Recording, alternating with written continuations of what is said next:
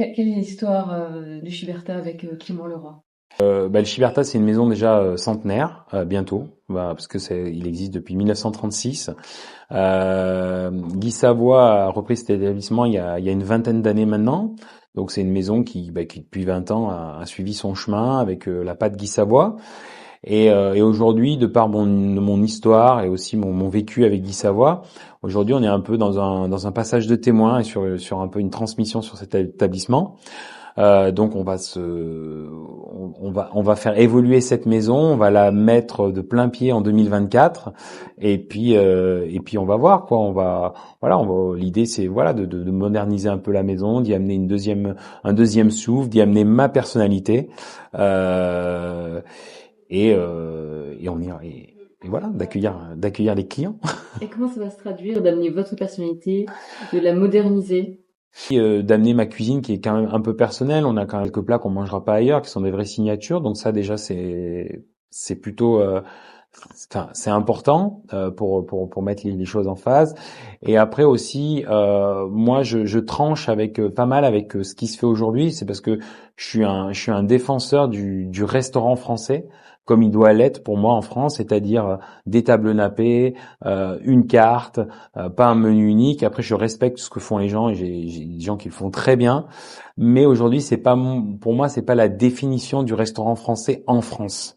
Donc voilà, donc on va garder cette tradition, mais l'amener, comme je dis encore, en 2024. Et aujourd'hui, le Giberta, c'est un restaurant qui a une capacité assez grande. On peut accueillir 70 couverts. Donc aujourd'hui, il faut être dans son époque. Aujourd'hui, faire un restaurant étoilé Michelin à 70 couverts, c'est plus tout à fait la tendance et c'est plus aussi, même en clientèle, c'est difficile. Donc en fait, on a la chance quand même d'avoir des espaces bien distincts. Et donc on va amener une évolution là-dessus. On va différencier l'offre, c'est-à-dire qu'on va garder plus que à peu près entre 22, 28 couverts suivant la composition des tables en restaurant gastronomique étoilé Michelin, en essayant de faire toujours les choses de mieux en mieux et d'amener du bonheur aux clients.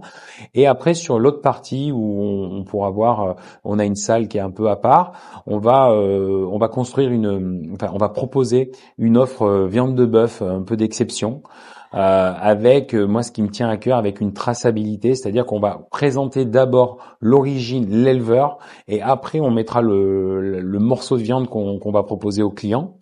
Créer un endroit un petit peu conceptuel, c'est-à-dire qu'il aura de la cohérence du début à la fin. Euh, C'est-à-dire que jusqu'à la mignardise, on va retrouver, par exemple, voilà, pour vous dire que c'est du je m'en boutisme, on va retrouver dans les mignardises un caramel mou, mais en fait, il sera pas au beurre de micelle, il sera à la moelle de bœuf. Voilà. Donc des petits clins d'œil comme ça, une offre différente et puis voilà, puis je pense que ça va intéresser les nouveaux clients, ça va intéresser aussi les anciens de découvrir, et puis en fait on pourra venir manger 2 fois dans la semaine au Chiberta sans manger la même chose. Donc voilà. Donc sa deuxième table, elle a quand même un lien peut-être aussi avec votre famille. Votre papa était boucher et vous Alors avez créé avec votre frère ouais, c'est ça. qui est éleveur. Ouais. Donc voilà. Puis après moi moi j'ai une carrière un peu spéciale, c'est-à-dire que mes origines c'est des origines très tertiaires. Mon père était boucher charcutier, mon frère est éleveur, mon oncle était éleveur, et puis au final je viens de la Drôme, il n'y a pas de mer, et puis au final quelques années après j'ai ouvert un restaurant de poisson, un bar à huîtres, et puis finalement maintenant aujourd'hui je reviens à ouvrir un restaurant de viande. Donc je dis souvent que ça se définit dans ma cuisine sur le côté gastronomique où beaucoup de mes plats, je dis souvent que ma cuisine c'est une passerelle entre la terre et la mer. Et on a beaucoup ces clins d'œil où on va venir condimenter la terre avec la mer ou la mer avec la terre. Donc ça c'est très important sur les marqueurs de ma cuisine. Et revenir à du tertiaire et à la viande, Je trouve que ouais, c'est bien parce que voilà, puis ça fait partie de ce que j'ai mis en place aussi depuis 2 ans et demi. Donc mon frère est éleveur charolais dans la Drôme. Et moi, sur une discussion de famille, repas de famille un peu animé, où on se lance des paris un peu dingues, il m'a dit, t'es pas capable de me ramener des angus. Et puis c'est vrai qu'en fait, depuis 2 ans et demi, en fait, j'ai constitué un cheptel, donc un élevage d'angus, qui sont des angus en plus avec une génétique où on peut remonter sur 100 ans. Ils sont tous inscrits au Airbook écossais. Donc on a une vraie génétique. Donc ça, c'est moi qui ai construit ce cheptel, qui le gère. Aujourd'hui, on a 18 mères, on a 40 têtes. Donc c'est moi qui le gère, mais après au quotidien c'est lui qui s'en occupe parce que c'est son métier. Donc ça a chamboulé beaucoup de choses chez lui et aussi parce que aujourd'hui lui il avait 50 mères charolaises, donc une centaine de têtes en charolais. Donc là on multiplie en fait le cheptel par 1,5, donc on a besoin de place. On est conscient aujourd'hui, par exemple, des enjeux écologiques. Donc, on se dit qu'est-ce qu'on peut contrebalancer, même si le modèle d'élevage qu'on a est très, c'est de 8 mois d'herbe, 4 mois de foin qu'on a fait nous-mêmes. La particularité, c'est que mon frère a également des noix en AOP Grenoble. Donc, on va finir nos angus sur les 5 derniers mois d'engraissement avec du cerneau de noix. Donc, on va enrichir la viande en oméga 3, par exemple. Donc, on a vraiment l'idée on est 100% autonome en alimentation. Mais on a quand même toujours aujourd'hui, on est obligé d'avoir cette conscience écologique. Et donc, du coup, comme je disais, multiplier un élevage comme ça amène aussi des besoins en place et choses comme ça. Et donc, aujourd'hui, on est en train de construire un bâtiment entièrement photovoltaïque. Donc, on va produire pas mal d'énergie, de 2200 mètres carrés pour un confort de travail, c'est-à-dire d'avoir tous les animaux sous le même bâtiment. Voilà. Donc, ça a amené, en fait, mon frère qui a repris cette exploitation qui était familiale depuis 20 ans, et qui a un peu la tête baissée, qui a le nez dedans et qui voit pas trop des fois les perspectives. En fait, on amène une nouvelle dynamique aussi et voilà, donc c'est assez marrant, c'est familial, c'est amusant. Donc peut-être plus pour moi que pour lui parce que c'est lui qui travaille, mais voilà. Et aujourd'hui, on n'a pas les volumes enfin, on est au début, 2 ans et demi et tout. Il nous faut à peu près pour arriver à développer un élevage qui puisse sourcer un restaurant, des choses comme ça. Il faut à peu près 5-6 ans. Donc exceptionnellement, de temps en temps, on pourra déguster de la viande qui vient de mon élevage. Mais non, principalement, l'idée, c'est vraiment d'aller mettre un maximum de gens en avant. Donc, on va avoir des provenances. Moi, je veux qu'on reste principalement sur des provenances françaises et européennes. Mais à chaque fois, on va connaître l'éleveur qui a conduit la maturation, si on a de la maturation, et on a des choses exceptionnelles. Enfin, moi, la semaine dernière, on a goûté une viande qui est un wagyu normand de chez Lucien Lemoine. Mais c'est juste exceptionnel. Par exemple, on a un persillé aussi qui nous vient d'un élevage en Espagne qui s'appelle Santa Roselia. C'est vraiment des viandes extraordinaires. On va travailler aussi avec Alexandre Polmar parce qu'on se connaît depuis plus de 10 ans et donc c'est très difficile d'avoir les viandes d'Alexandre Polmar, mais lui il nous fait confiance pour qu'on les mette en avant. Donc beaucoup de choses différentes, mais vraiment de mettre les gens et les hommes en avant, quoi. Voilà. De menus, dont un menu qui est en 7 services, qui s'appelle Identité. Et ce menu-là représente vraiment ce que moi je suis et ce qu'est ma cuisine. Et il y a pas mal de plats qui sont des plats qui ont été construits sur plusieurs années et qui ont évolué sur ces années-là. Donc ce menu évoluera, mais aujourd'hui, il est fait tel qu'il me représente. Donc c'est beaucoup c'est beaucoup non, mais c'est toujours cette parallèle entre la terre, la mer, des choses comme ça. On a par exemple, on a l'huître de chez Florent Arborièche qui moi pour la première fois quand j'ai goûté les très grosses huîtres de Florent Arborièche, pour moi ça m'a fait penser à un morceau de foie gras.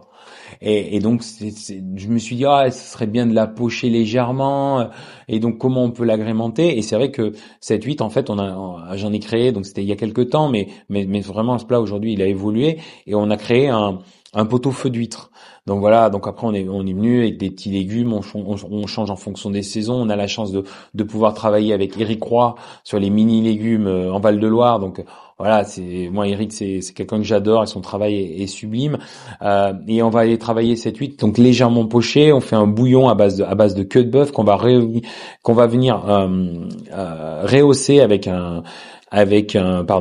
du colatura, donc un garum d'anchois, un petit peu pour amener cette profondeur et cette salinité. Et à côté, sur le côté un peu plus canaille, on va aller cette fois chercher une huître en Bretagne chez Yvon Madec, et on va la faire en tartare et on va venir la rehausser avec une moelle de bœuf sur le poché dessus. Donc ça, c'est vraiment des plats marqueurs dans ma cuisine. Après, on a le riz de veau ou le riz de veau où on va l'utiliser, on va le travailler avec la sèche. Et on va le condimenter avec. Moi, j'ai passé beaucoup ces dernières années. J'ai passé beaucoup de temps au Pays Basque espagnol, et j'adorais les cococha au pil-pil. Et donc je me suis toujours dit comment on pourrait mettre le pil-pil en fait dans la cuisine, dans ma cuisine et tout. Et en fait, un jour en réflexion, on s'est dit bah tiens, le pil-pil c'est quoi? C'est le collagène de la cococha de Merlu qu'on vient dans la poêle tourner avec l'huile d'olive, un peu d'ail, un peu de persil, un peu pimenté. C'est une recette, oui, classique, instantanée, familiale. C'est comme toutes ces recettes qu'on a envie de trouver les goûts originaux. Comment on peut les mettre dans la cuisine gastronomique aujourd'hui? Et en fait, on a eu cette réflexion avec les équipes. Et en fait, aujourd'hui, on fait un bouillon de pied de veau qu'on réduit. Donc, on a un collagène de veau. Et ce collagène de veau, on vient le monter avec l'huile pimentée, aillée et persil. Et on vient après enrober nos sèches qu'on a cuit à la flamme avec ce pil-pil. Et en fait, on a recréé les marqueurs du pil-pil basque. Et donc ça, on va le servir avec le riz de veau et un jus. Donc en ce moment, on fait amande fraîche et un jus qui est de veau qui est lié à l'encre de sèche. Donc c'est vraiment les marqueurs. Ça, c'est vraiment les marqueurs de ma cuisine. Et puis après, il y a des choses un peu plus amusantes, un peu plus fun. Ou moi, j'aime bien les défis. Un jour, j'ai discuté avec un chef qui m'a dit. Moi j'ai un chef qui a une cuisine très ancrée Méditerranée, même de l'autre côté de la Méditerranée, et qui m'a dit moi le seul produit que je m'interdis de travailler c'est le foie gras, parce que pour moi le foie gras ne peut pas être méditerranéen. Et je lui dis donc c'est un chef qui a pas mon âge, qui est d'une autre génération, qui a 70 ans aujourd'hui, qui est reconnu, qui a plusieurs restaurants, et je lui dis mais moi je vous mets au défi que je vais vous faire goûter un foie gras qui va être méditerranéen. Et ça a donné, aujourd'hui, on fait un foie gras qui est cuit à la cire d'abeille. Donc on va venir couler la cire d'abeille chaude sur le foie gras. On va laisser la cire d'abeille redescendre en température. Donc ça va prendre une 25 minutes. Donc le foie gras va cuire tout doucement. Et ce foie gras, après, donc il prend une texture pochée très légère. Et ce foie gras, on vient le condimenter après avec un peu de pollen, et on le sert surtout avec un bouillon de canard qui a été infusé au safran et tranché à l'huile de thym. Et vraiment, on emmène ce foie gras dans le bassin méditerranéen. Ça peut pas être plus méditerranéen que ça. Et ça, c'est parti d'un défi, en fait. Quelque chose de bien de saison, une déclinaison sur la tomate, avec des marqueurs personnels, c'est-à-dire on va avoir trouvé une déclinaison sur la tomate avec un peu de fleur d'oranger, parce que la fleur d'oranger, elle a marqué mon enfance, parce que ma grand-mère mettait de la fleur d'oranger de partout, mon père mettait de la fleur d'oranger dans les charcuteries, donc c'est la fleur d'oranger a un peu marqué mon enfance. On va avoir une partie de la tomate aussi qui va être condimentée avec un granité au concombre et au shiso. Pourquoi le concombre et le shiso? Parce que moi j'ai des affinités un peu avec le Japon, donc le shiso c'est les marqueurs du Japon, et le concombre parce que c'est pas un légume que j'appréciais beaucoup. Et alors c'est incroyable, ça a été mon sujet de CAP, truite Doria. Donc c'est un concombre étuvé au beurre. Je n'avais jamais cuit un concombre de ma vie quand je suis arrivé au CAP, et ça m'a marqué. Et donc c'est le concombre, en fait, j'arrive à l'utiliser maintenant, et c'est un clin d'œil en fait à ça. Moi, mon parcours est un petit peu singulier chez Guy Savoy, parce que je suis arrivé chez Guy Savoy, j'avais 17 ans, j'étais commis, j'ai fêté mes 18 ans chez Guy Savoy. Et puis je suis resté un an et demi, comme tous les jeunes, on est à un poste, on change pas de poste, donc on veut voir autre chose. Donc après je suis parti, je suis allé travailler au Laurent, qui était autre chose, on faisait du volume. C'est l'époque, c'était Joël Robuchon qui était consultant, donc école Robuchon, très strict, c'était complètement différent, mais j'ai beaucoup appris. Après, je suis allé travailler avec Michel Delburgo au Taïwan, et puis je suis revenu chez Guy Savoy. Donc je suis revenu à un moment, j'étais chef de partie à la viande, et puis c'est le moment où on a eu 3 étoiles Michelin. Donc Donc ça, c'est inoubliable en fait. Je veux dire, ça marque une vie parce que la troisième étoile, oui, c'est Guy Savoy, c'est la sienne. Je veux dire, mais les équipes, ça marque quoi. De voir Guy Savoy avec la larme à l'œil, dire ça y est les gars. Enfin, ouais, moi je suis encore. Enfin, c'était il y a 22 ans et j'en suis encore ému quand j'en parle. Donc voilà. Et puis après, bah, je suis resté quoi, à peu près 2 ans et demi. Puis je suis reparti. Voilà, je suis reparti en province, dans ma région, pour différentes raisons. Mais voilà, c'était aussi sympa. Et je suis revenu chez Guy Savoy au restaurant 3 étoiles en 2008. Donc 2008. Je suis revenu comme sous-chef, enfin comme seconde cuisine. Et puis bah, j'étais là, je faisais mon travail, mais j'avais pas comment dire,